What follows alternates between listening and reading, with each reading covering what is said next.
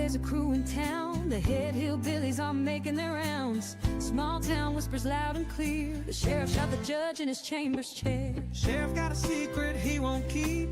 Judge shot dead in his disbelief. A lot of people have some stories to tell. Dark pass away, get the sound of a shotgun shell. All the secrets spill on down. Voices loud in this old town. From the courthouse to the ground, rumors fly and they can't be bound. Neighbors hide behind their blinds, whisper tales of troubled minds. Skeletons covering the mountainside, a treacherous reality in the pines. Winter reveals the hidden lies. Moonlight couldn't mask their cries. Shadows caught in sunlit skies. There's no cover, no disguise. All the secrets spill on down.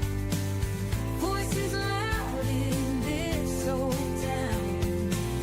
From the courthouse to the ground, rumors fly and they can't be bound.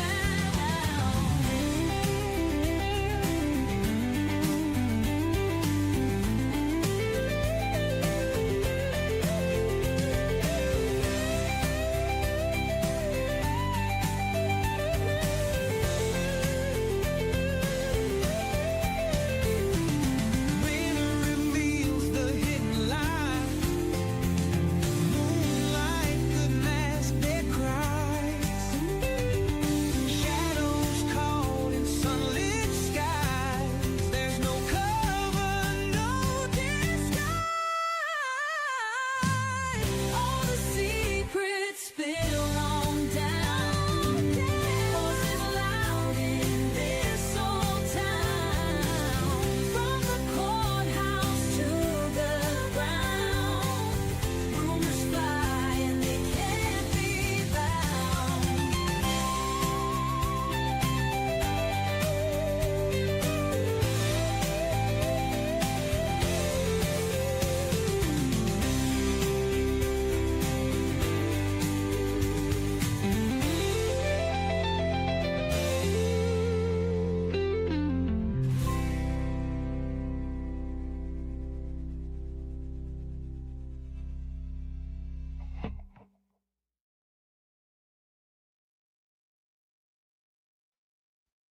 Hello, welcome back to the channel, everybody.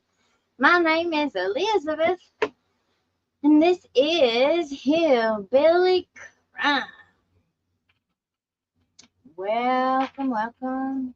We had a double header today. We just finished our reaction to the interview for the Karen Reed, and now we're moving right on in. D-Ness, thanks for coming back. We got us a new member here. We've got a lot of people here this evening. We got some new and old stuff to talk about. I got my hands on the actual citation. Okay, so this video is, look, the name of the title, Dirty Secrets and Secret Compartments.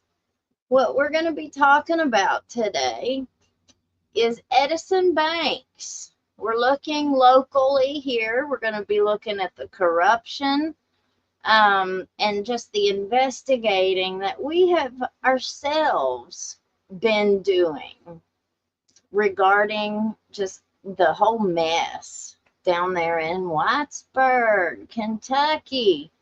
So those of you who are returning viewers, you kind of know that we have been following the sheriff, our sheriff here in Letcher County, Kentucky.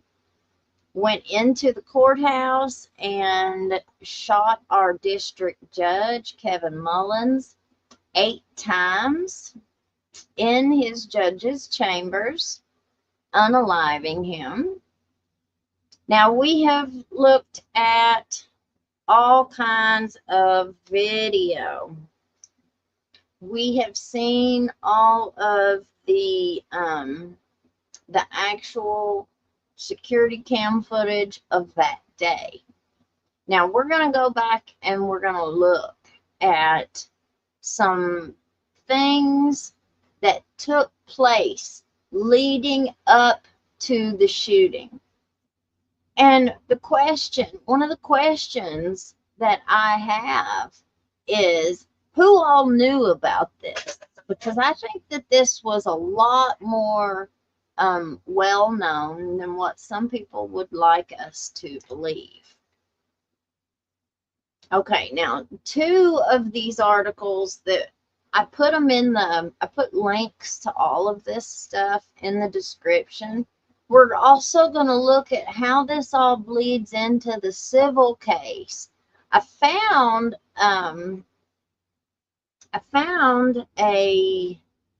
it's not really, it's an article, but it's actually a decision that was made.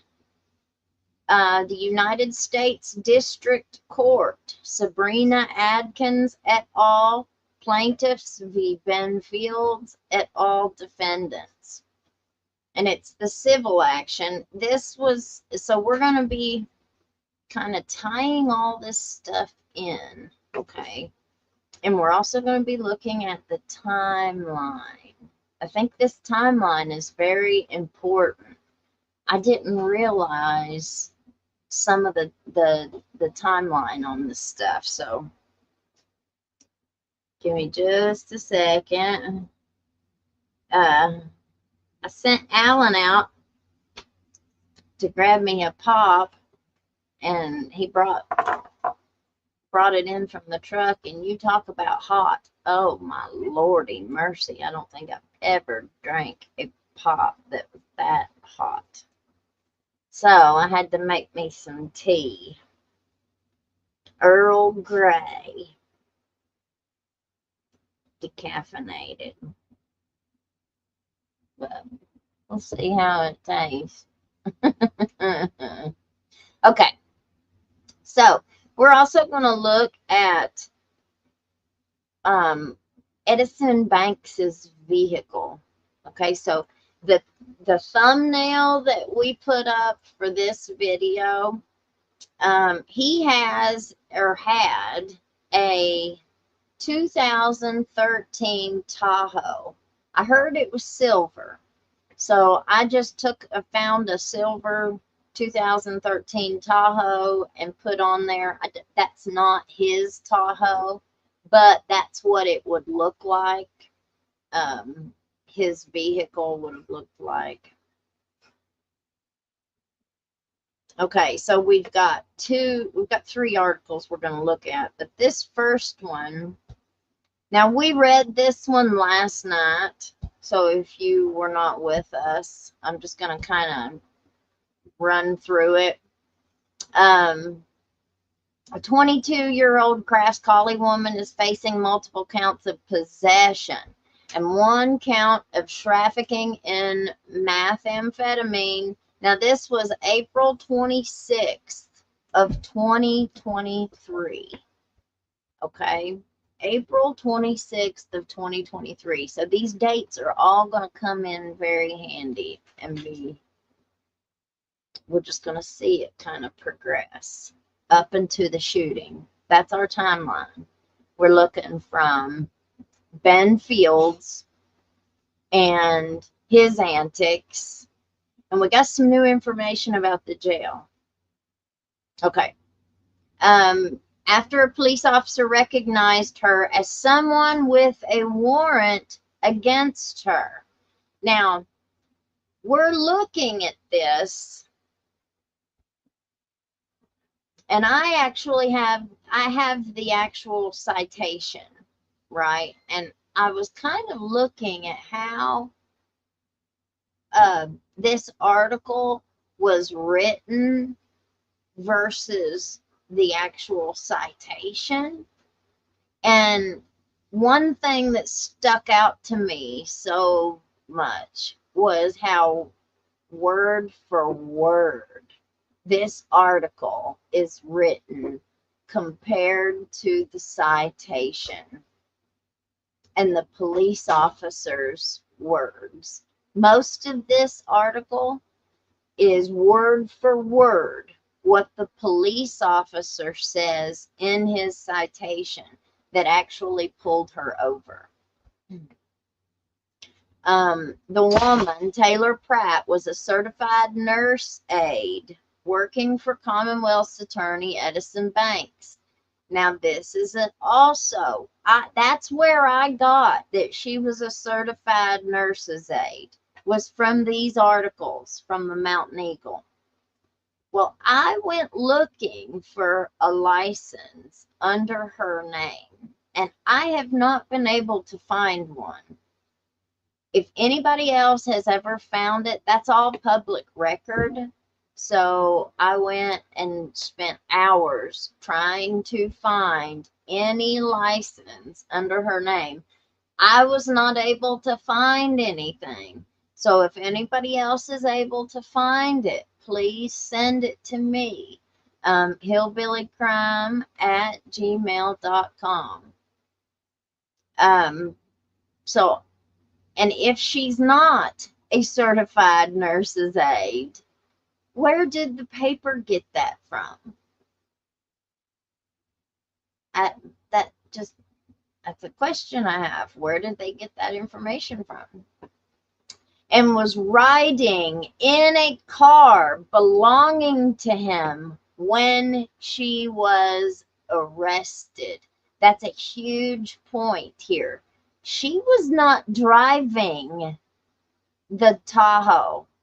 She was a passenger in this vehicle. It says in the citation, I'm not going to put it up on the screen because I just don't want to put out any identifiable stuff, and get flagged for it. So I'm just going to read from it. I have the actual citation, so let me read it again.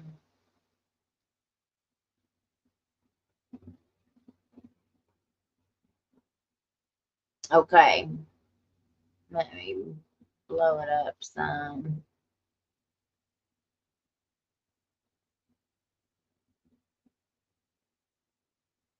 Okay. On April 19th, 2023. So this is the day of the citation. I'm reading it. On April 19th, 2023, I observed Pratt get into the passenger side of the above named vehicle in the Whitesburg Plaza. Knowing that Pratt had an active warrant, I made a traffic stop on the vehicle on US 119 near Fairview Drive. Upon making contact with Pratt, I ran her driver's license to confirm the warrant was active. At this time, I placed Pratt under arrest and searched her immediate area in the vehicle. Search incident to arrest. Immediate area in the vehicle search, incident to arrest. Laying in the front passenger seat was a small black drawstring bag. Upon searching the bag, I found 3 plastic tubes containing Mary Jane. Now, here's a big question. Who's driving the prosecutor's officially tagged 2013 Tahoe? Who's driving it? Would that have been Edison Banks himself? And whoever was driving, why are they not mentioned in this report? Why does it not say that they identified the driver. Have you ever seen a police officer identify the passenger and not identify the driver? Have you guys ever seen that happen before? Now, here's something else that we're going to bring up. New YouTube member. Yay. Here's something else. Okay. Edison Banks was the prosecutor at this time. I don't think he had resigned. No, he was still actively. This was 2023. He was still actively, he might have been sick. This might have been the time where he was sick, but he had her living in his home, calling her a nurse's aide. I don't know. Let's get back to the article. I know I'm kind of flim-flamming back and forth between the two of them, but you're going to see why. Banks, who suffered a heart attack last year, said he was told by his doctor that he would not be allowed to go home unless he had a 24-hour CNA. He hired Pratt on the recommendation of a friend. Well, honey, with friends like that, who needs enemies? I mean, for real. What in the world? Who would recommend this hot mess to a prosecutor? And then he rehired her when his mother became ill. He said she had lost her home in the flood and she had her own room in his home. Banks said she took care of vacations.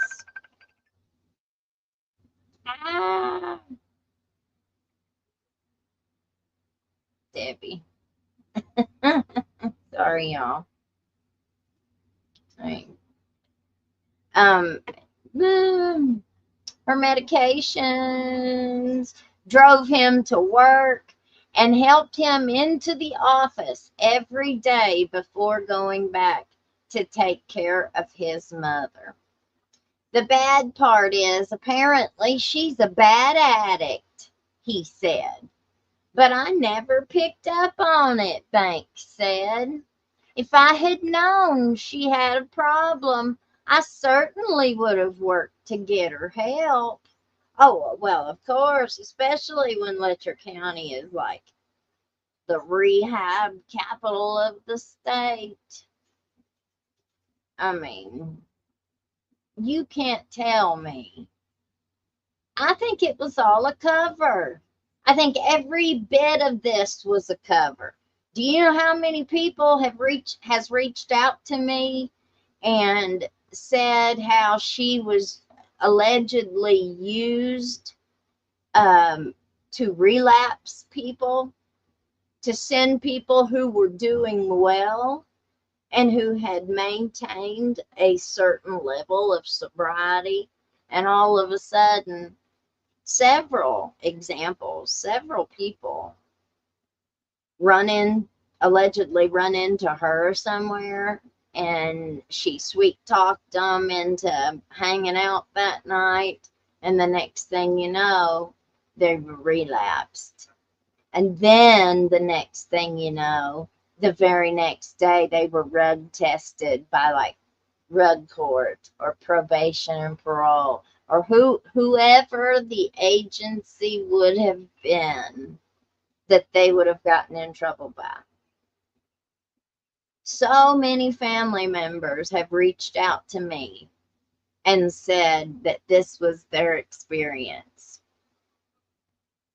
Their child had done so well until all of a sudden they allegedly met her somewhere, and they ended up going out with her that night, and the next thing you know, they're relapsed and they're back in prison or in jail, either one.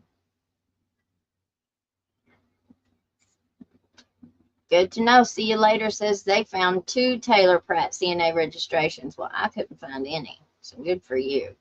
But both of them are currently lapsed according to the Board of Nursing website. Take a screenshot of that and send it to me, and let me see if I can tell any difference between them. We'll find it. That's what we want. We want the truth. We find it, honey. We dig. Thank you. Joanne says, states now require a state license or certificate from state or school. Check with Board of Nursing in Kentucky. There was a lookup that I went to, but there was like 10 different things that you could go to, and it doesn't just say CNA. Like, it says CMA. There's like 2 of those, and then there was I think the only one that said CNA had another word in front of it, and then like a slash, and then it said CNA, and then it had like another letter on top of that. And so I didn't know what I was even looking for. Because we don't really know exactly what her title was. I mean, we see what it says in this article, but CNA. And then up here it says a certified nurse's aide. Certified nurse aide. That would be a CNA. I don't know. According to the citation filed when Pratt was arrested, Deputy Sheriff Jason Adams recognized Pratt when she got in the passenger side of the SUV at Whitesburg Plaza Shopping Center and knew there was a warrant for her. He followed the vehicle onto 119 North and pulled it over. Adams wrote that he arrested Pratt and found a small black string draw bag. According to the citation. Now let's go back to the citation and read it.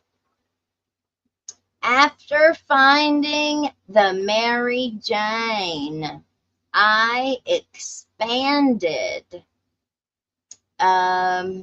my search, and in a multicolored backpack found to be hidden in the side passenger seat, I found inside the backpack was a small black zipper bag containing a blue and purple pipe. Inside the backpack, I found a multicolored pipe, a glass pipe, and a set of scales, multiple straws containing a crystal-like residue, a small glass vial containing a crystal-like residue. I observed the side. Okay, now this is the biggie. Who knew about this? Who knew about this? And why wasn't this the headline? Why didn't our newspaper? If our newspaper had this citation, I'm just getting the citation today. It's the first time I've ever read it and seen it with my own eyes today. How come this was not at the top of the headline? I don't understand it. I observed the side panel of the center console popped out of place. It looked behind the panel. I looked behind the panel and found a black magnetic box. Upon searching the box, I found 2 small baggies containing approximately 5 grams of suspected methamphetamine, a baggie containing a brown powder believed to be heroin, a bundle of strips approximately an inch in length looks like $5 bills believed to be LSD, and multiple baggies containing an unknown substance. 2 big baggies containing multiple small baggies. Inside the vehicle, 2 firearms were found. 1 Smith & Wesson revolver, a silver Brico Arms semi-automatic pistol. Who knew that the prosecutor's vehicle had a hidden compartment for drug trafficking? Jason Adams, this police officer, knew it. Now, he put it in his citation. That cop didn't do nothing wrong. But let's think of something else. Whenever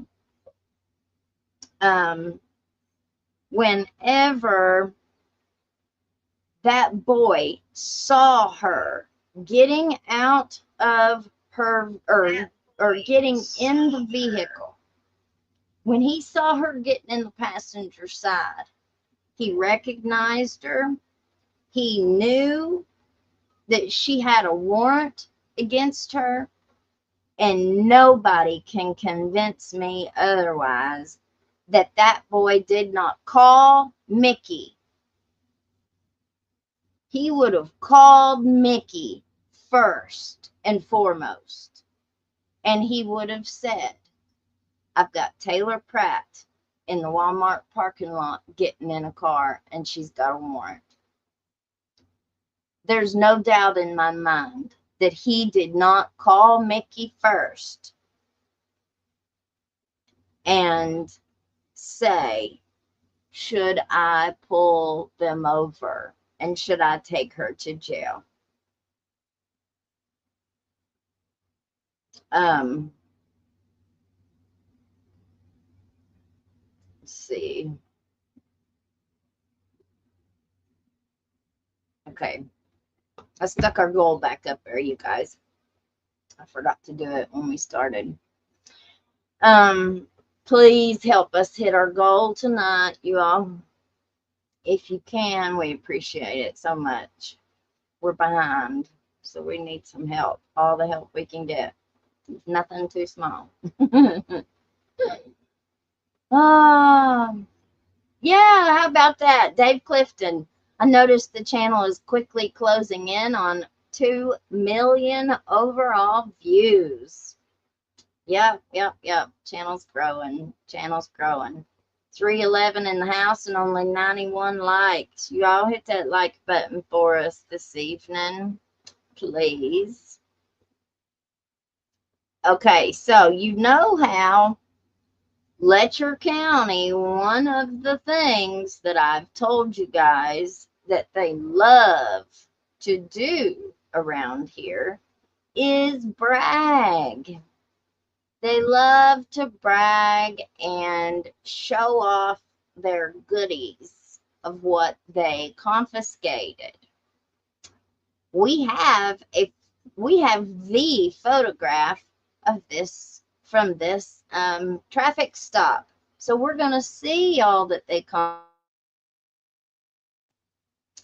So at least this that it is doing, it's not taking 5 minutes like it was. So y'all just hang with us.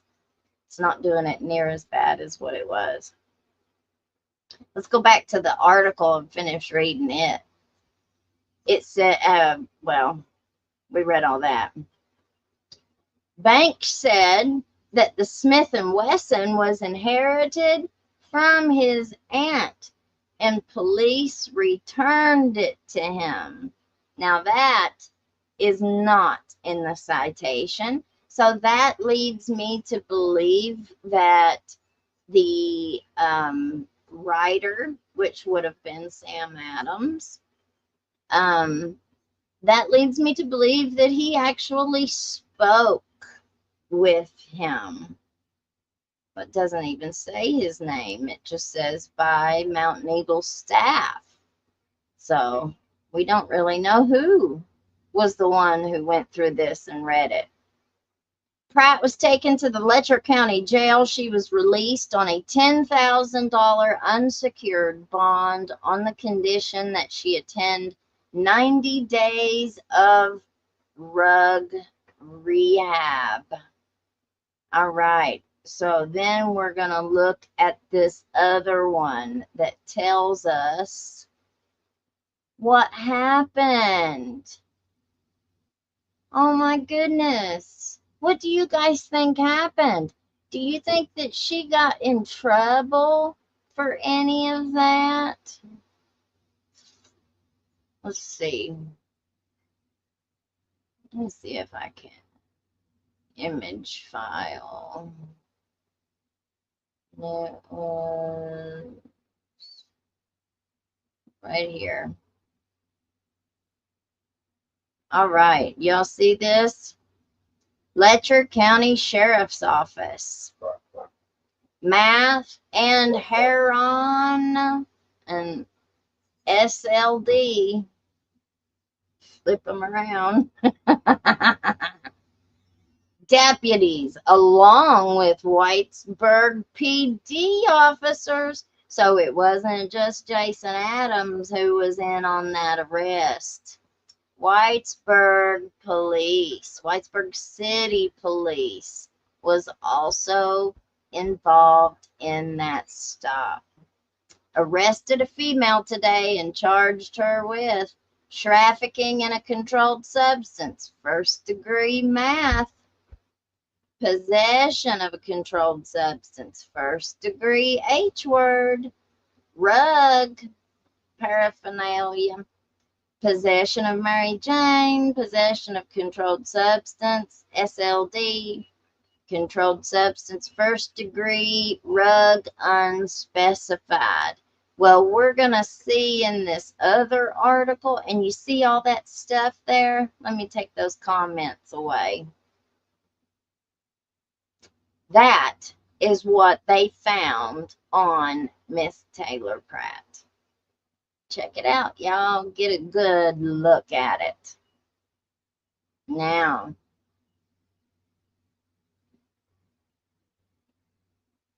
we are going to read this other article and find out why, what happened.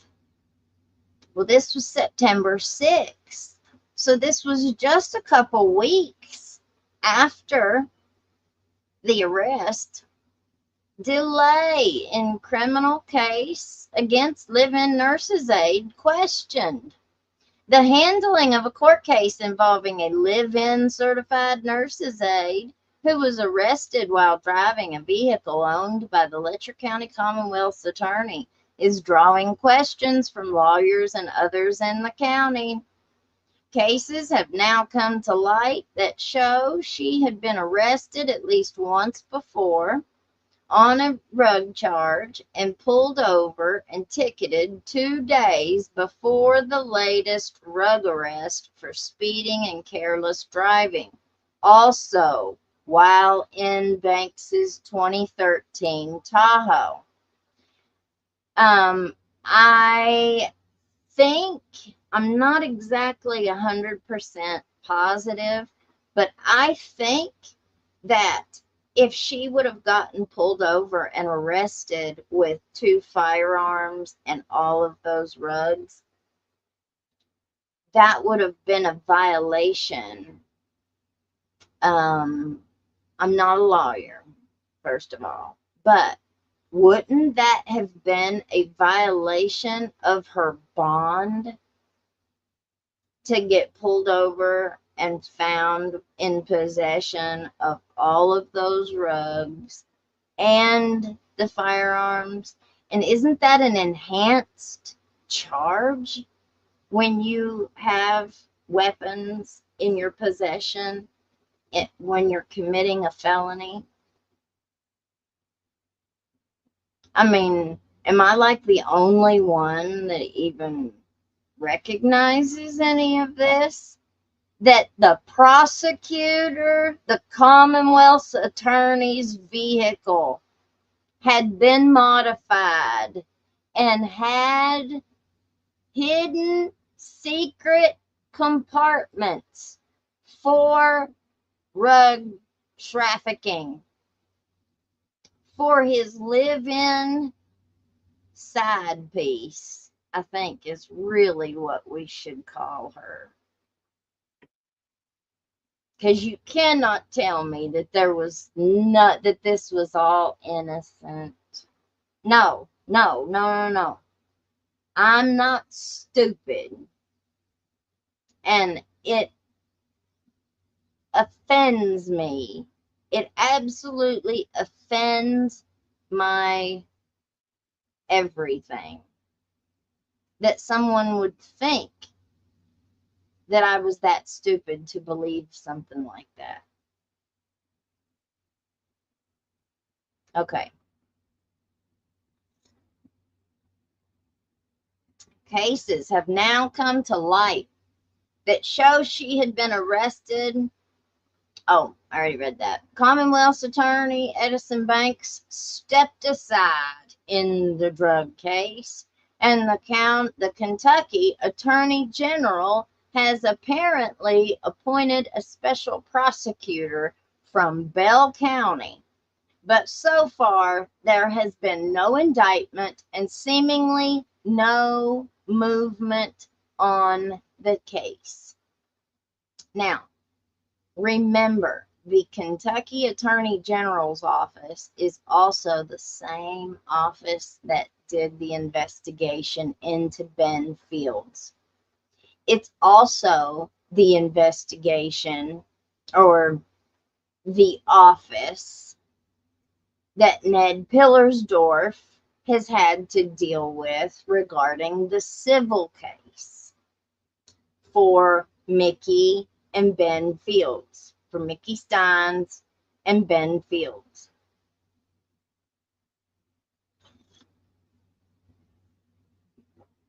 Oh, there's all kinds of fishiness going on with her, and it's still going on. I have the papers of power of attorney where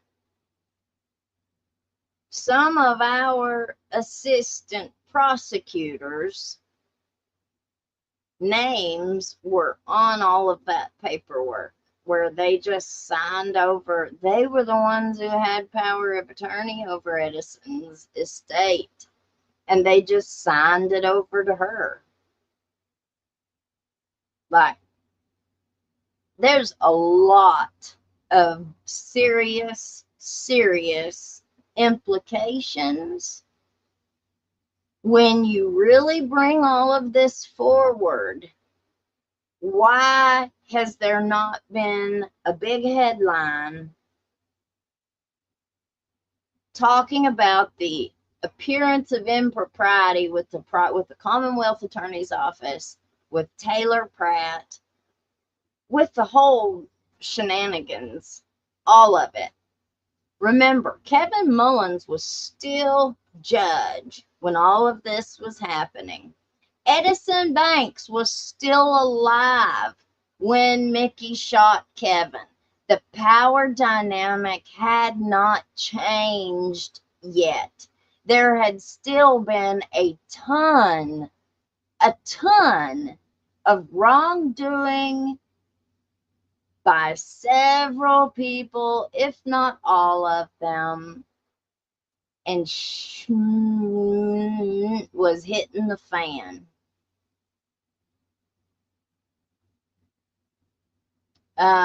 Banks has been ill for more than 3 years and has rarely been in his office or in court during that time. He recently finished a stay in a nursing home for physical rehabilitation.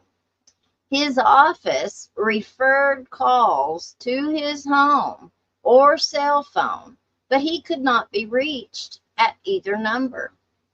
The main case being questioned involves Taylor Pratt, 23 years old. Thank you, Elizabeth. 23 at the time of this article, you guys. Now, I'm always the one hollering. This was a human trafficking ring. It was an organized crime ring that several of them are still in positions that they shouldn't be in. There are still no investigations into the Letcher County Jail or those who worked there. We've had somebody else come forward in the last few days that has brought up a very troubling piece of this puzzle. But it does not surprise me. Oh no, oh no. You'd think, man, this just couldn't get any worse. Oh yes, it can. Oh yes, it can.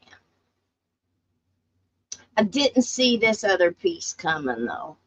I can honestly tell you, I don't know why I didn't see it coming, but I didn't see it coming.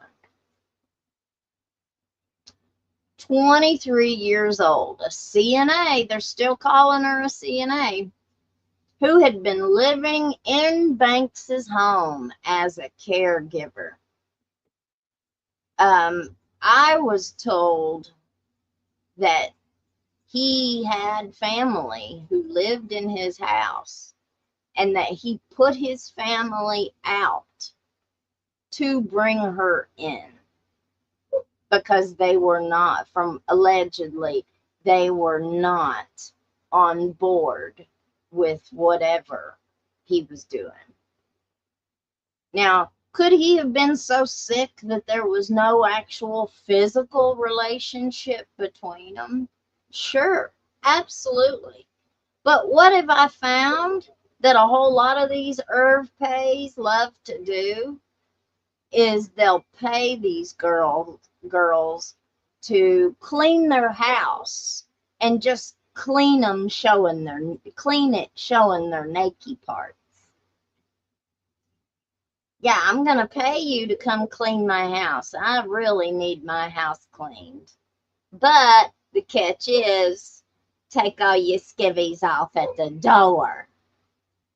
Because I just want to see. I just want to watch. There ain't nothing wrong with that, is there?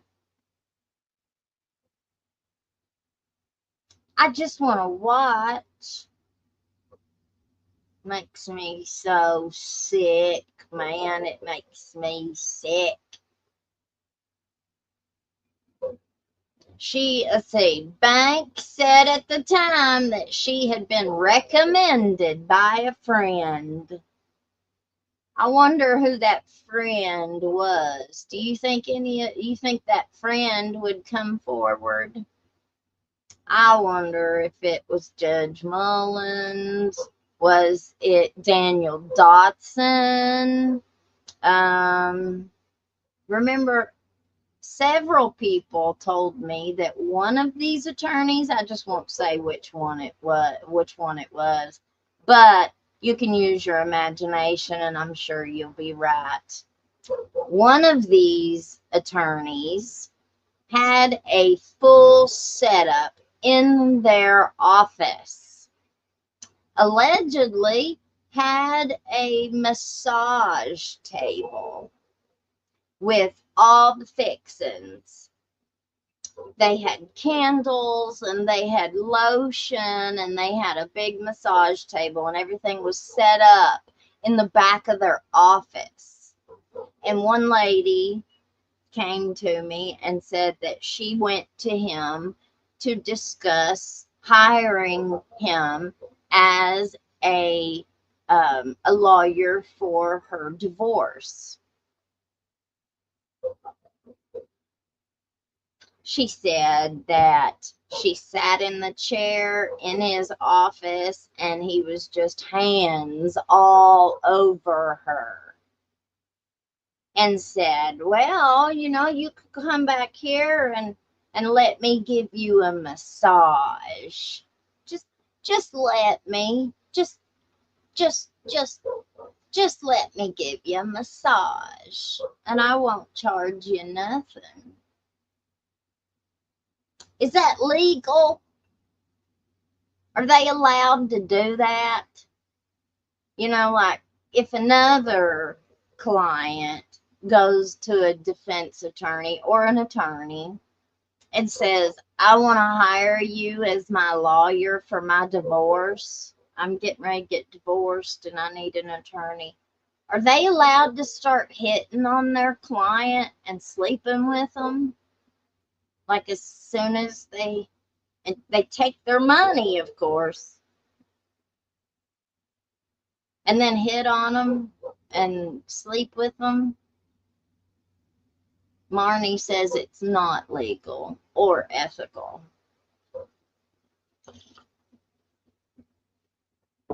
Well, I don't know.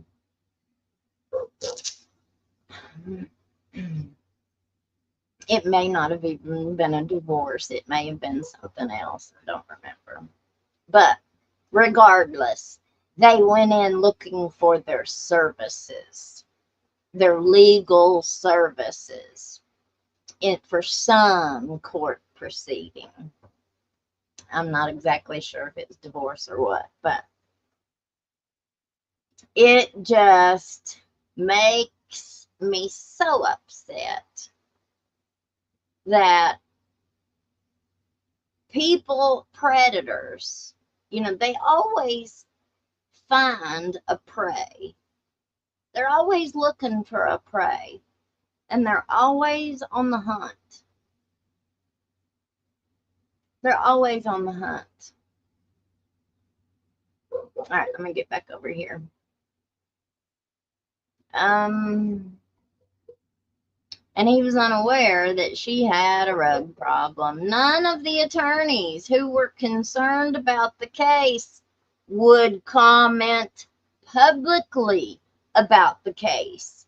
This is very telling that none of the attorneys, I remember seeing this comment in this article, and none of the attorneys locally would even go on the record talking about this case.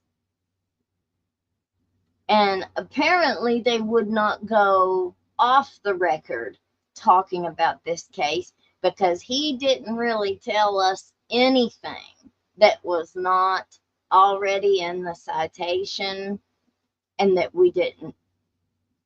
Well, I don't know. He didn't put anything in it that was not in the citation. Except who was driving. I want to know who was driving his vehicle because they let them drive the vehicle away. Do you think it was Edison Banks? Who else are they going to turn loose in his officially tagged vehicle if he wasn't in it? And she was the passenger. She wasn't driving either. She was simply the passenger. She got pulled over 2 days before that. She was released on a $10,000 bond on conditions that she not violate any state, federal, or local laws. Well, wouldn't she have had to have that same bond before? Like when she got caught with all of this stuff, she was already in trouble. She had already amassed charges against her. So who was responsible for pulling her bond? And why didn't she have to spend a day in jail? Like, she wasn't living no better of a lifestyle than Sabrina Adkins was. Why wouldn't Taylor Pratt be okay spending a week in jail? How come Jennifer Hill and Sabrina Adkins were just, you know, it was perfectly fine for them to stay in jail? It was perfectly fine for their freedom to be taken from them. But Taylor Pratt, Edison Banks's little side piece, oh no, she's not going to go to jail. No, we can't let her go to jail. The jail. Why is the jail not mentioned in the civil lawsuit? Why is Angie Fields not mentioned in the civil lawsuit? Why is Kevin Mullins not mentioned in the civil lawsuit?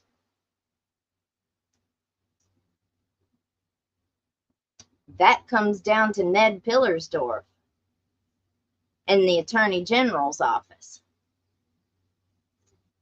That comes down to what kind of negotiation agreement can we make?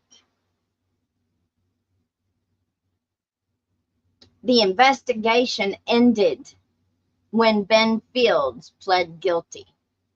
Nobody else was investigated. Nobody else. All of this money, how come the jail was never, no money was ever spent on the jail? We can listen to fiscal court meeting after fiscal court meeting after fiscal court meeting.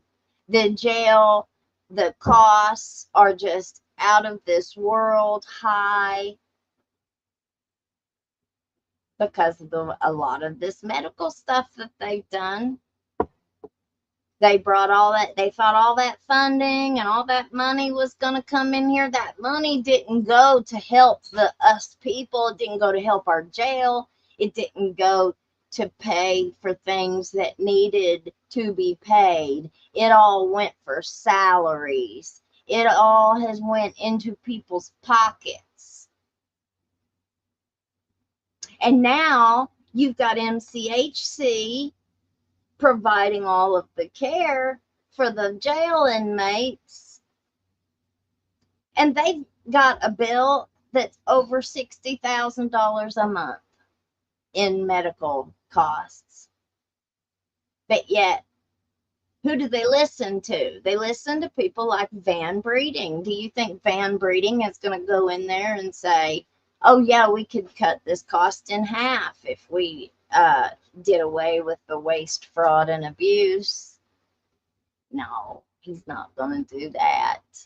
No. He's got to get his full 10 million this year, or however much he makes. They are not going to come out of it. I find it so funny. Like, we sit there and we watch these meetings, and you've got somebody like Jamie Hatton who's sitting there as the attorney. You know, he's the Whitesburg city attorney. He's the county DA. And I guess he triples then as the county's attorney as well.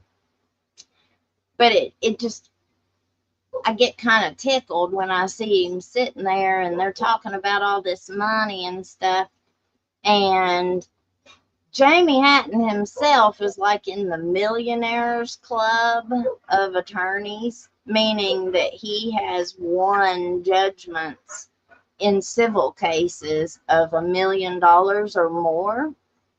And you've got, and every single one of those prosecutors down there, I think every single one of them, I don't think there's one that's not, but every one of them worked in private practice too. So they don't just work as a prosecutor, but they also have, like, right next door to their prosecutor's office, they have their private office. So they do like car wrecks, personal injury, divorce, and whatever else, other kind of law that they practice. And many people have said, I don't know how they get by with that. Like, how do they do that and not have so many conflicts of interest? That's a good question. we got to looking at some of the cases that went through Letcher County Court. A lot of cases, appellate cases, are now cases that were given like a summary judgment by our judges are now coming back on appeal. And several of those cases that we looked at had Daniel Dotson as the attorney. So that was very interesting. I don't really know what that means completely yet, but it looks like a whole bunch of summary judgments were given in cases where he was the attorney. And now then they were appealed. Well, who has the money to appeal cases? Usually the only people that have money to appeal decisions like that are people like insurance companies. So I think, and I've been saying this for a very long time, I think white collar crime is the basis of all of this. I think it's going to be money, money, money, money, money around every corner. But where it's all men who, and sorry guys, I love y'all, but unfortunately, where it's all young, middle-aged men, on the younger side, they're all kind of coming out of their wild stage, but still yet in it enough. I'm telling you, man. And for some reason, when people think nobody's looking, they do things that they shouldn't do. And then all of a sudden, 10 years later, technology's advanced, social media's advanced, and now everybody's coming back looking. Everybody's digging away. And it looks to me like everybody is jumping ship. All the rats are jumping ship. Our jailer retired a couple of months before the shooting happened. So you've got one person that kind of got out of Dodge. You've got Dotson, who just retired last week and resigned as his commissioner position, but he officially resigned. So he's not taking no more cases. I guess whenever you do that as an attorney and you have to file that with like the court, and you have to give the judge notice of all of that stuff. So we had that, and then I had another one. Let's see what I did with it. Oh yeah, it was a Matt Butler goodie. Okay, now is that it? Is that the right one? That might not be the right one. That's the one that he took in court. So if you all weren't here the other night that I showed this, so Matt Butler is the new prosecutor. When Edison Banks died, Butler was actually appointed before he died, but it wasn't long before he died. But he is our new prosecutor now, is old Butler, my big buddy. Big buddy, old pal. Anyway, somebody sent me a screenshot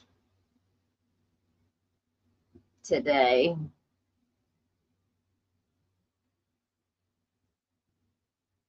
Who was that sent that to me? It was a screenshot of a post that Matt put up during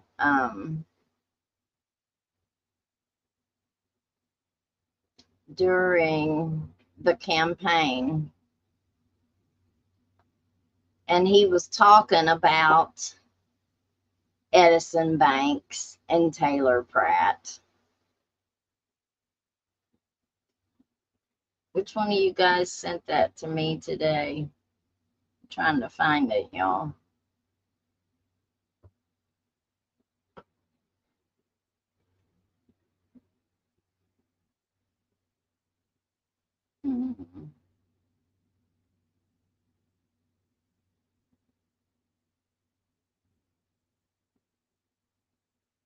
Was it in my email?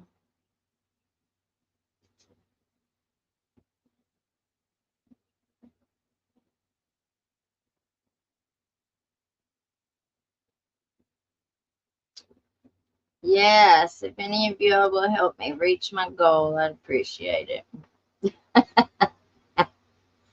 I would appreciate it very, very much.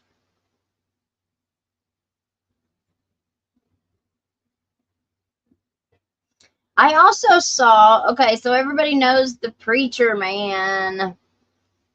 He was given a church. I'll have to look for that later. I don't know what I did with it. I don't know if it came through over on my messages or if it came through on my email. Whoever sent me that screenshot talking about Edison and Taylor, I can't find it. I don't know what I did with it.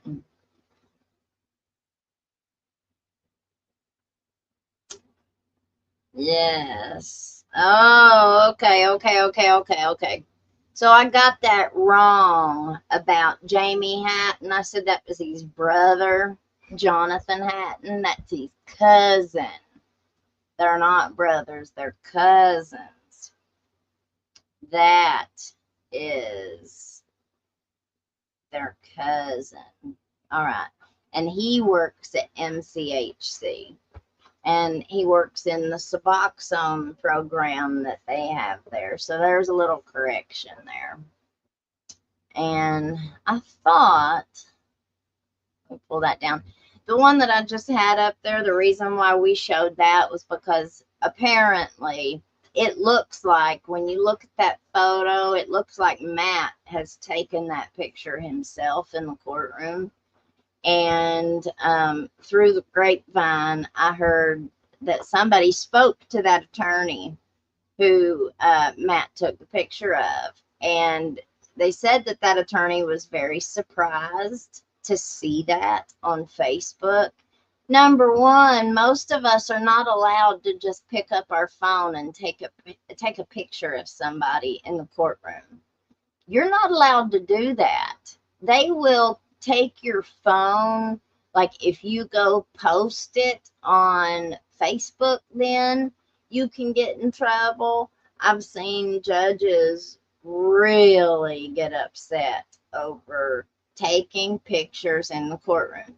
Now, they can get special permission to take pictures in the courtroom, but from what I heard, on the backside of it, with the little attorney whose picture got posted on Facebook, it doesn't sound like they had pre-approval. Now, I don't know if he did or not. It would have been Judge Kraft. It would have been Judge Jimmy Kraft's courtroom who he did that in.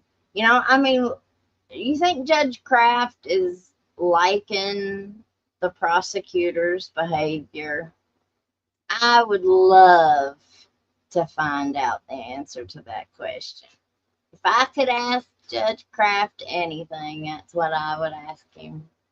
Do you approve of your new prosecutor's behavior ethically?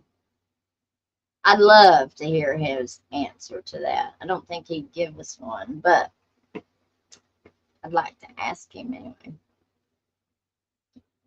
Just sent it to you again. Did somebody send me?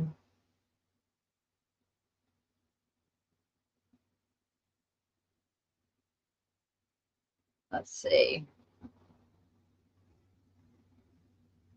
Let me look in my email. See if I got it. Yes. Thank you, darling. Thank you. All right. Let me download it and put it where it needs to be. Put it here. Mr. Facebook. That's what we should be calling him.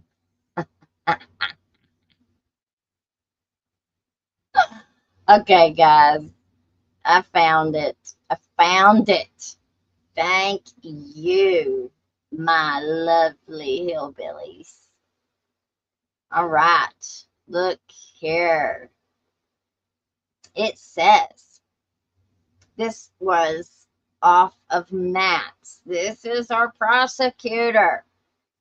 Our Commonwealth's Attorney's Office was not working properly.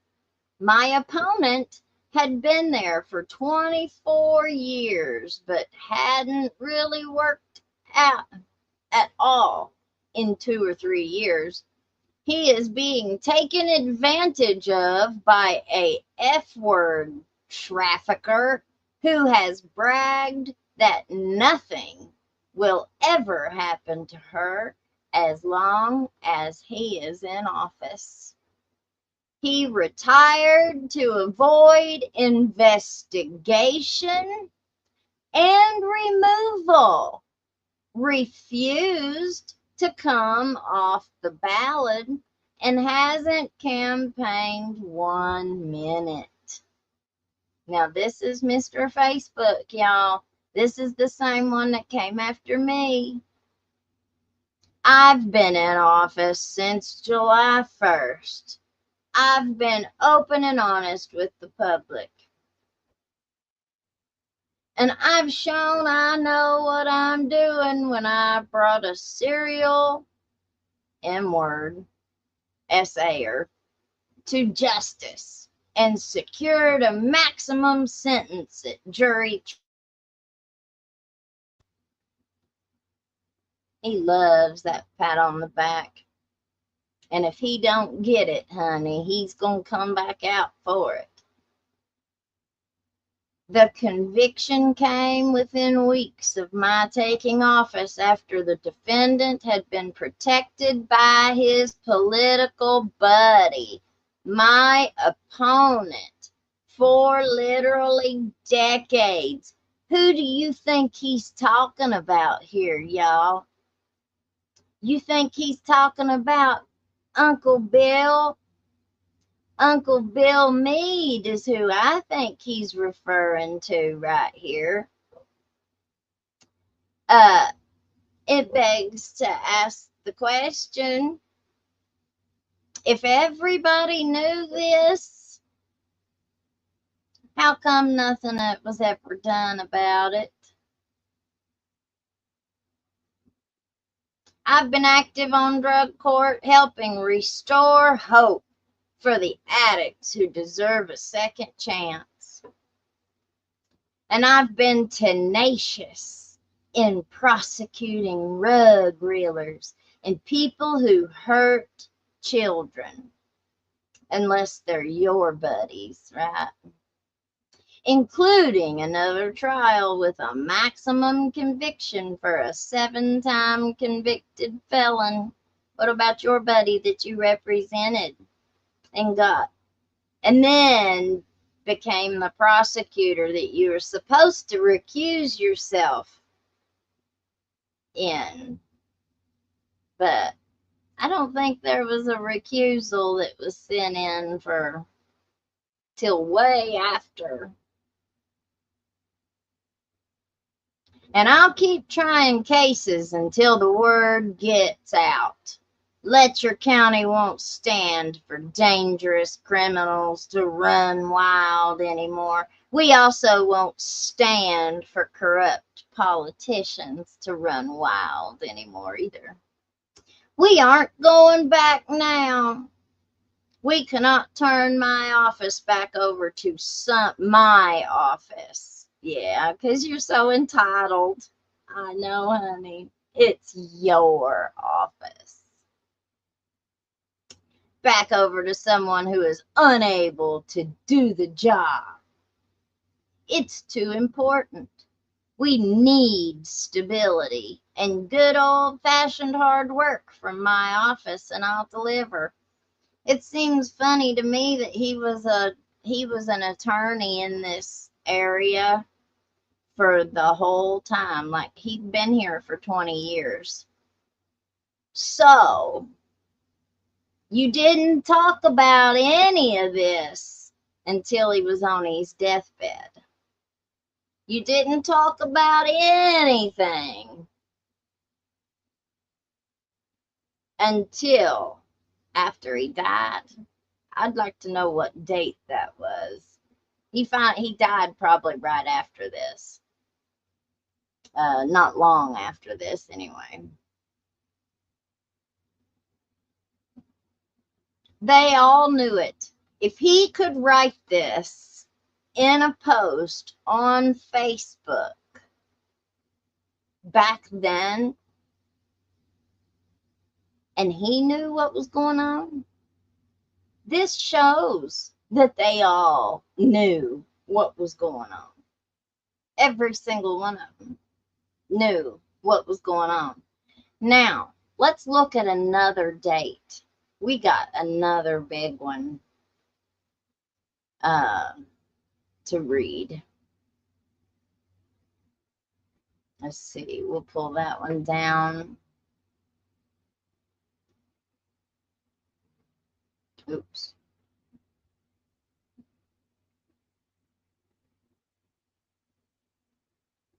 Okay, now this one was August 14th, 2024. Okay, this is Chad Brown. This is the guy who supposedly had the tapes of the judge, the ones that Sabrina was talking about. This is him. This is the guy. And August 14th, 2024, so that means this was the same month, around the same time that they arrested Taylor with all of her rugs. My question is, how connected and involved was Mickey's Sheriff's Department in? And where is all the money and the stuff that was confiscated? They can turn all that stuff over, like the Sheriff's Department. Whoever the confiscating agency is gets to keep that stuff. Like, it has to go in front of a judge. It's called forfeiture. But the judge can forfeit everything that they confiscated. And they can give that money then. I think it's like, I don't remember the exact percentage of it, but they get the majority of it. Like, they get a huge percentage of the money. The Letcher County Sheriff's Department has arrested a Whitco man. A Whitco. Now, Whitco is the same area where they had all of those women who were unalived. That's where Ben Fields lives. That's that other end of Letcher County. On multiple charges after serving warrants at his home on Orchard Road. Robert Chad Brown, 49, was arrested last Wednesday and returned to jail on a probation parole violation warrant. He was also charged with multiple new drug and gun charges. The incident occurred about 6 p.m. August 7th when Deputy Sheriff James Norris received a tip that Brown, Julian Smith, 23, and Carlos Bentley, 47, all had active arrest warrants and were at the address on Orchard Road. Norris wrote in the citation that when he and Whitesburg police officers Seth Whitaker and Ethan Brown arrived, a man ran out the back of the house and into the woods. The officers heard others saying, "It's the law," from inside. Norris said he saw Brown and another person through an open door and went in, where he detained them and brought them outside. He said Brown attempted to run, but he tased him and handcuffed him. He said a female who was detained confirmed that the man who ran was Bentley. Norris said when he walked through the house looking for Smith, he saw a large toolbox with a metal tin on top containing a substance that looked like methamphetamine, a straw, and a plastic credit card. He said he contacted Letcher Commonwealth's attorney Matt Butler, who advised him to get a search warrant. He said when he obtained the warrant, he and Sheriff Mickey Steins returned to the scene and found more of the suspected meth, a white powder that tested positive for the F word, and an assortment of pills that he could not identify in a plastic bag. In all, the citation says the officers confiscated 180 grams of meth, 6.3 ounces, 12 grams of the F word, several pills, 2 pew-pews, and electronic scales and plastic bags. Brown was charged with first-degree trafficking in a controlled substance, meth, second offense or greater, trafficking in a controlled substance, carfentanil, the F word, or derivatives, first offense, possession of a pew-pew by a convicted felon, and possession of paraphernalia. He was lodged in the Letcher County Jail and then transferred to Harlan County Jail as a state prisoner. Bentley and Smith were not caught and remain at large. Bentley was arrested in 2020 on multiple charges, most of which were motor vehicle violations. He was sentenced to 5 years in prison for possession of pew-pew by a convicted felon and 365 days for failure to register transfer of a motor vehicle, and was released later on supervised parole. He absconded from his parole. Smith was arrested in 22 and sentenced to 12 months for fleeing and evading police and 90 days for failure to maintain insurance. He absconded from probation. Steins said the suspected meth confiscated last week brings the total confiscated since he took office 5.5 years ago to nearly 11 pounds.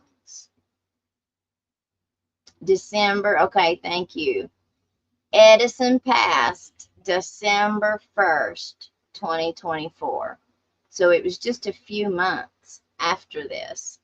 But he had been sick for a long time preceding this. So I don't think, even if he was sick at this time, I don't think anybody thought he was going to die. He had kind of been lingering for a long time. So I'm burning it, y'all.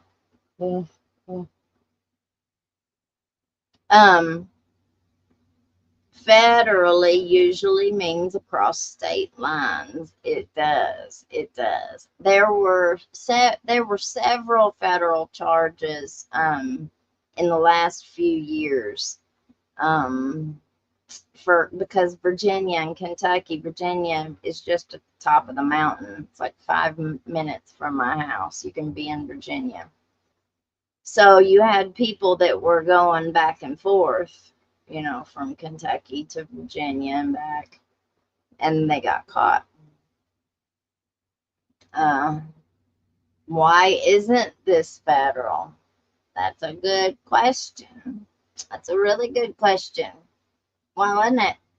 And if there was 11 pounds of methamphetamine confiscated, how come some of that money wasn't, like, how come they did not petition the court to take some of that money and put it in our jail? If our jail is in such bad shape that they can't feed the prisoners, and I mean, you know, listen, I realize that we're talking about inmates, we're talking about prisoners, but we're also talking about human beings. We're also talking about your children, my children, our parents, our brothers, our sisters. They are still human beings, and they deserve, that's why we're given civil rights. You know, people still deserve to be treated like human beings.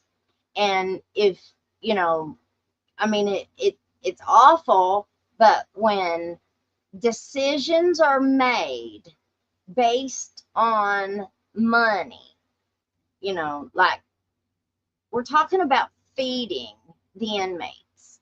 These people have to eat. Now, I've been in jail. I know what usually happens when you go to jail.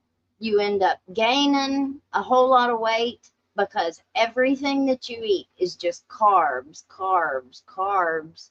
It messes with your digestive system. It messes with your body bad. You know, you don't get any kind of exercise. So, you know, it stops you up. You know what I mean? I mean, it's just miserable. The nutritional value that people get in jail is not good. Okay, now we heard in one of the fiscal court meetings, we were listening to what they were saying, and they were saying that it was going to cost like $1.30 to feed for each meal to feed the inmates. Well, now I know how they do, like for breakfast. Now, used to years ago, you couldn't beat the jail food. Like, I'm not joking. The old Harlan County Jail had an old woman who came in to cook for the jail every day. And she had been there forever. Like, she had been there for decades. And they peeled their own potatoes. They cooked in the jail. They started like a little garden, so they grew their own vegetables and stuff. If they would put some of that money, and we've got enough area, we've got enough land around here where they could have their own garden. They could grow their own vegetables. Our farmers market down there. That could be a whole other program where our inmates, like they could do like a jail crew. Now, forever, they've always let the men go out on work detail, but they never would let the women. Well, recently I saw that they were starting to bring the women out some, but that would be a great program. You know, have a jail garden where you grow all your own vegetables. You grow everything that you can to feed the inmates at the jail. that would cover a great deal of financial burden. Cut out all this stupid counseling that they do for people who are already in MAT programs. Okay, the counseling that they mandate, all this counseling, all it is a gossip, an hour gossip session. You know, a lot of the people that are hired on as counselors around here are not very good. I'm just going to tell you, they are not very good. And where everybody knows everybody, do you know how many of them I had where the first thing they said was, "Oh, I love your mom. I had her in college." Well, you know, that's not what I want to hear from my counselor. And listen, I've been places where I've heard people who were counselors sitting there talking to their friend out at whatever event, telling them about their day and clients that they had that day. You know, I don't want my stuff spread all over where I live. Now, if I didn't know my counselor and they lived in California, that might be different. But no, I don't want my counselor to live 10 miles down the road and they go home at night and talk to their husband, you know, and their kids about what all I told them. You know, I just don't want that to happen. So I have a really hard time with the counseling. I always have had. Almost every single time I got a counselor, I'd go to my appointment and the whole hour would be sitting there taking up them telling me their problem. Like, they should have paid me, not the other way around. So I just think that there's a ton of money could be saved by cutting that whole thing out. I mean, what's the point of having peer support counselors? Just let everybody see a peer support, because they're the ones that they're going to be relating to more than they would somebody else who's never walked a day in our shoes, you know. But that would be a whole lot of money that they could save. But no, they got to pay all them salaries. Got to pay all them salaries. Okay. So let me stop sharing that one. And this is where it all ties into the civil case, guys. Now we're going to look and see. Enter Ned Pillersdorf and Ben Fields and Sabrina Atkins.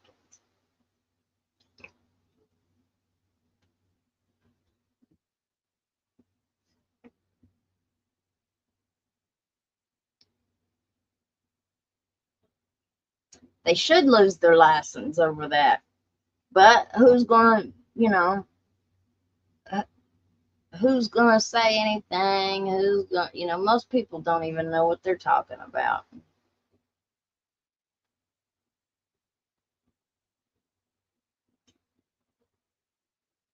Everybody knows everybody here, and if not, the next person does.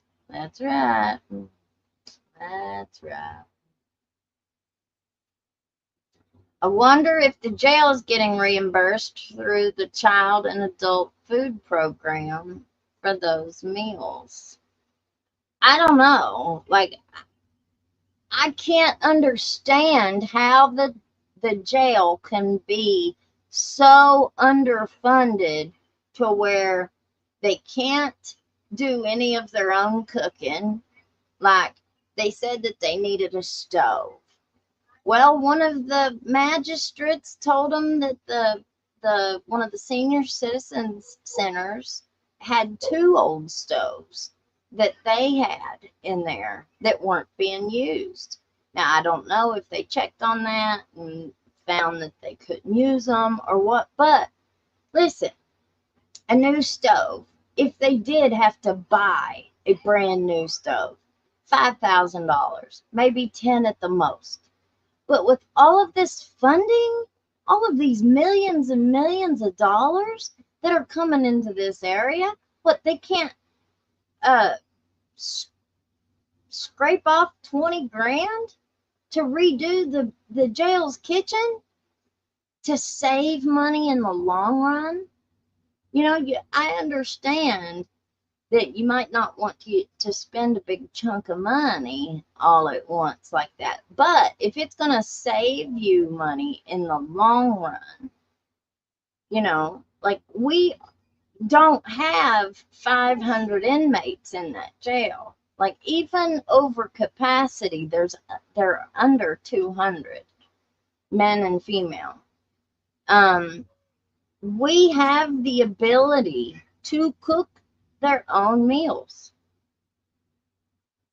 But it seems like it's a lot less trouble and a lot less work if they just outsource that. Let's just bid this out and we'll just let somebody else do it. Well, you know, then this is what you get. This is what you get. And I just can't understand it. Like that much money coming here and you're still this underfunded. And every single time you meet, we're just constantly talking about another problem and another problem and another financial problem. Like this is a big issue here.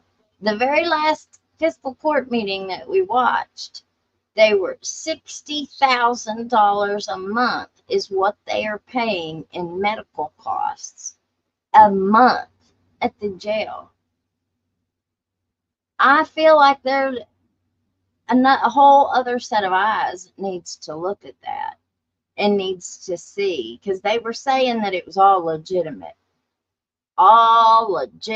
costs. Well, you know, we're going to look at this audit here in a second, and it's going to show on there that even when they did the state audit, no, there were a lot of problems with it. Okay, now this was very surprising to me. I did not know that this had happened. So this happened on August the 28th. This matter is before the court on Movant. Russell Coleman. Russell Coleman is the Attorney General himself of Kentucky. He's also the college buddy of Tim Robinson, who is the founder of ARC. Okay, all right.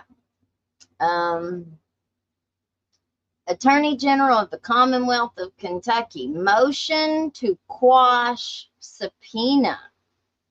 Plaintiffs have filed a response opposing the motion, and Coleman has filed a reply in support of his motion.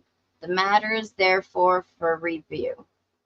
The Attorney General's office previously prosecuted defendant Ben Fields in Kentucky State Court.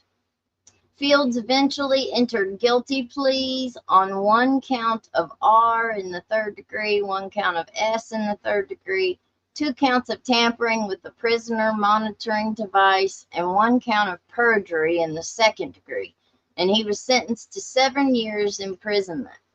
While prosecuting the criminal matter, the Commonwealth of Kentucky produced discovery materials to defendant Fields and his counsel. Now, in the civil matter currently before the court, plaintiffs have subpoenaed Coleman for copies of these discovery materials, along with a copy of the transcript of the grand jury proceedings associated with the state criminal case. So Ned was trying, and his bunch of lawyers was trying to get the grand jury transcripts of Ben's whenever they went in to get the indictment for Ben Fields. Ned was asking for those transcripts here. Why? Why didn't they get them? It's very, very suspicious.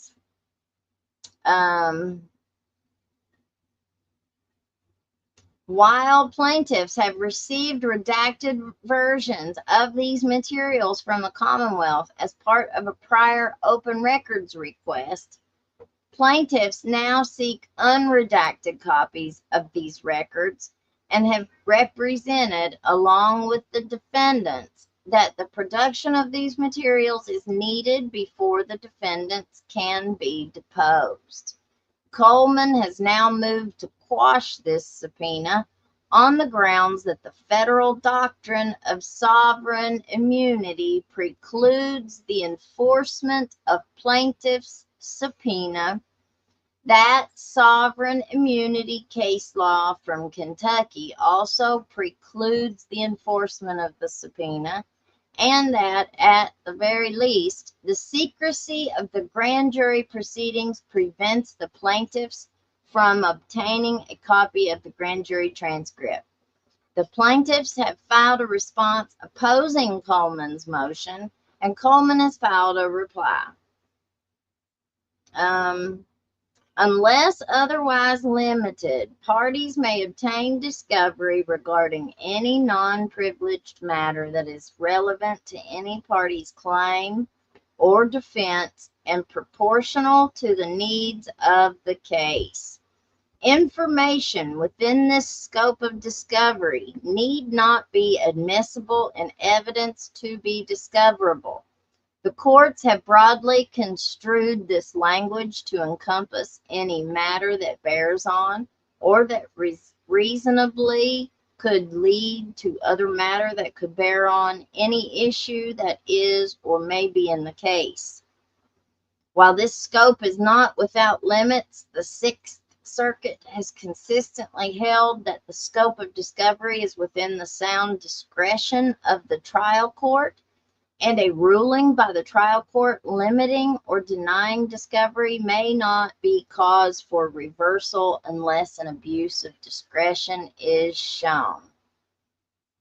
Additionally, pursuant to something, a subpoena may be quashed or modified if the subpoena fails to allow a reasonable time to comply or subjects a person to undue burden. The party seeking to squash a subpoena bears the ultimate burden of proof. Now, I'm just going to go all the way down to the bottom. I linked it in the description. If anybody wants to look at it themselves, you can go check it out. But at the very bottom, oh, hello, Mama Sham. Thank you. Glad to see you. Lovely. All right. At the end of this, it is ordered that Movant Russell Coleman's Attorney General of the Commonwealth of Kentucky motion to quash subpoena is granted.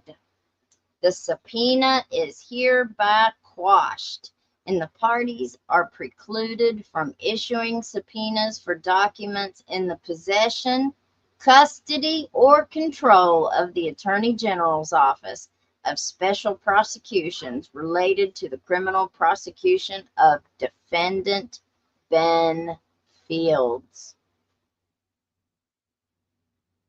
So they quashed that subpoena from Ned, the judge. And here's where I think that they really messed up because of the connection to ARC. I think that the connection to ARC and the Attorney General is just too close. And I think that all of this mess with Ben Fields, with Judge Mullins, with all of it, I think it's just too close because there's just too much money. It's way too much money changing hands. And there's way too much money that's not been accounted for as well.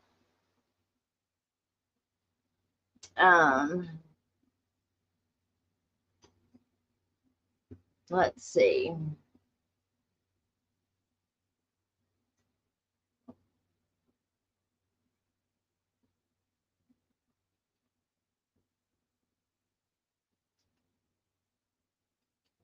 SRNA. Okay, so somebody found it. So it looks like Pratt did have an SRNA. I don't know what SRNA stands for.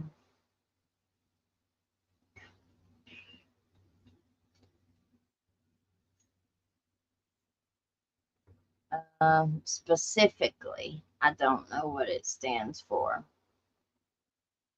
If it was CNA, that would be a certified nurse's aide. But that's not what it says. It says an SRNA. Do any of you all know what that means? SRNA. It says that she got her original issue date was November 10th, 2021. And then the expiration date was November 30th, 2023.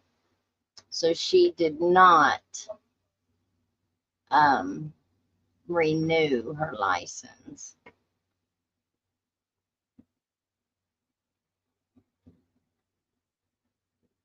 State registered nursing assistant. Thank you. See you later.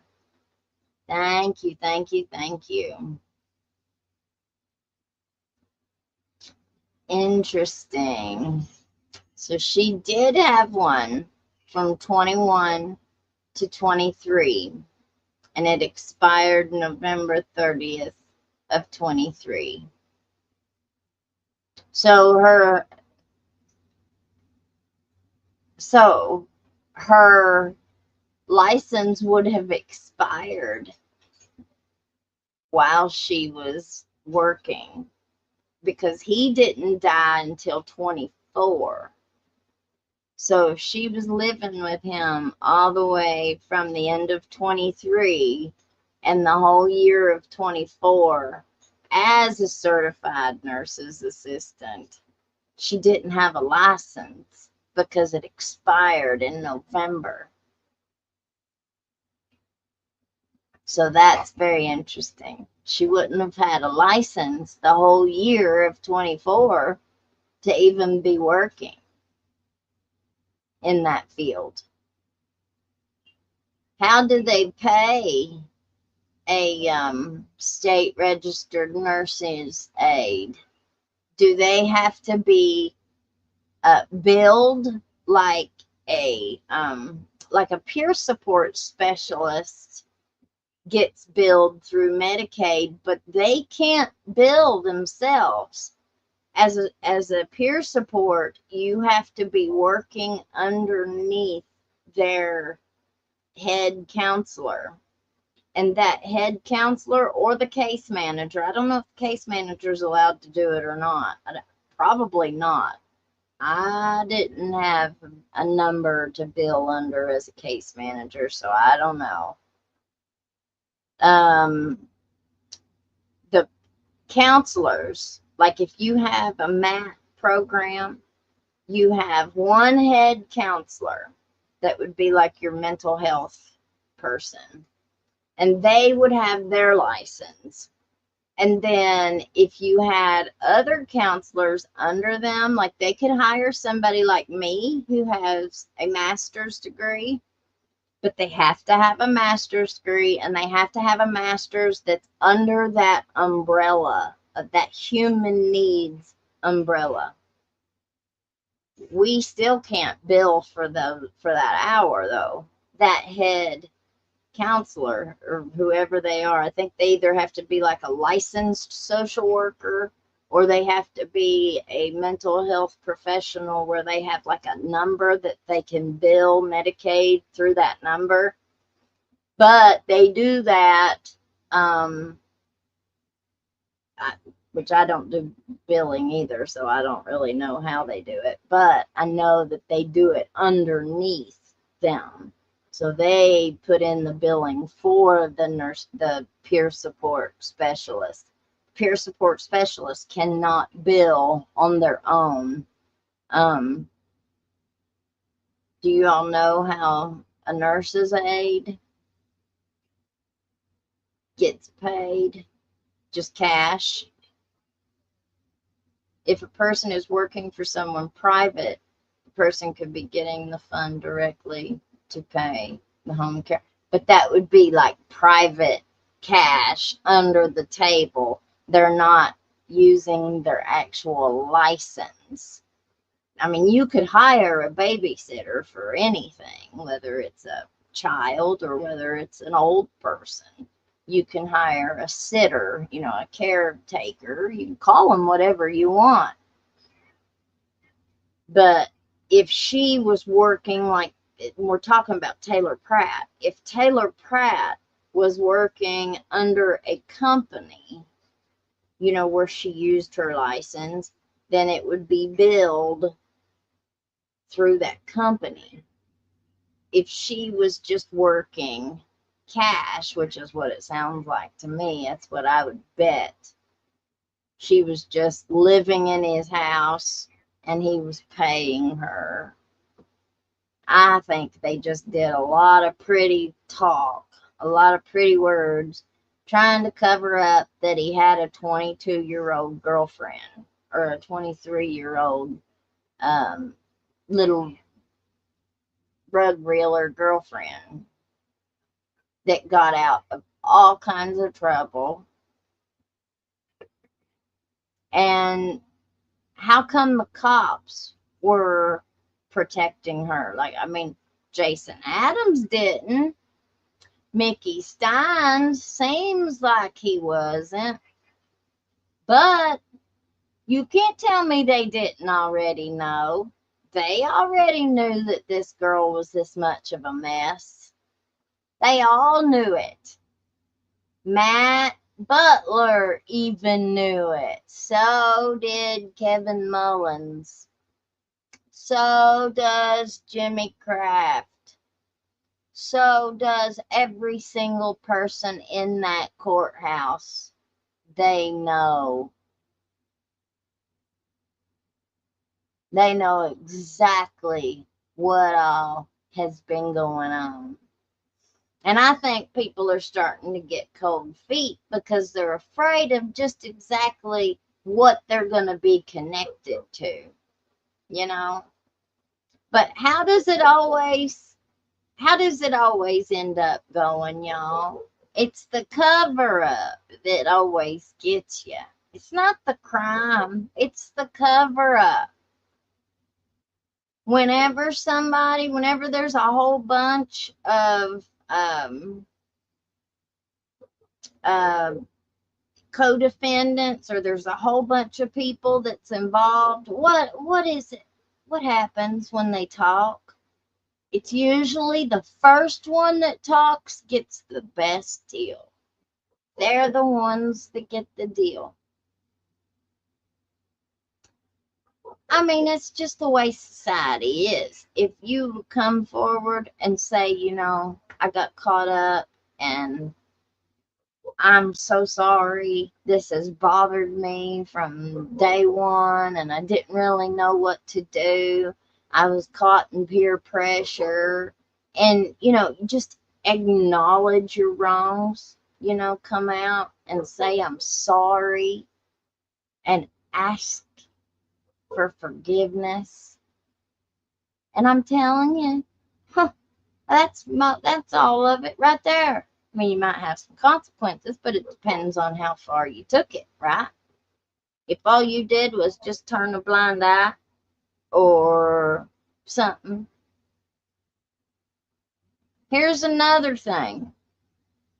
Somebody sent me this today, and they said, I wonder where Matt got all these money from.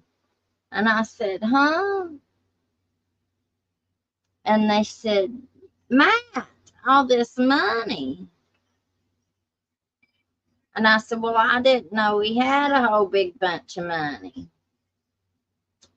And they said, well, look here. And so they sent me this thing. And it showed, let me get over here to it. Let's see, that ain't it. Is that it?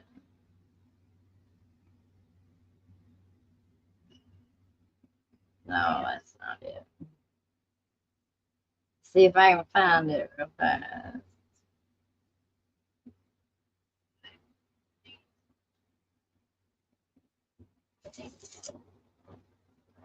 Let me see.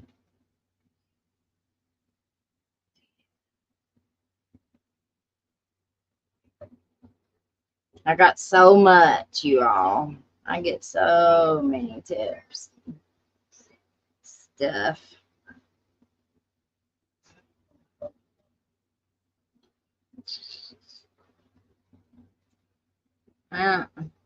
Anyway, it was a post that Butler had put up, and he had tagged himself in all kinds of stuff. They'd went on vacation to they had went to Switzerland and honey, you name it, and they went. I was jealous. They went to Greece, and it was just all kinds of places that they went. And there was a whole big bunch of people that went too, like 10 or 15 kids and adults. Yeah, I don't know what I've done with it. I had it ready for tonight.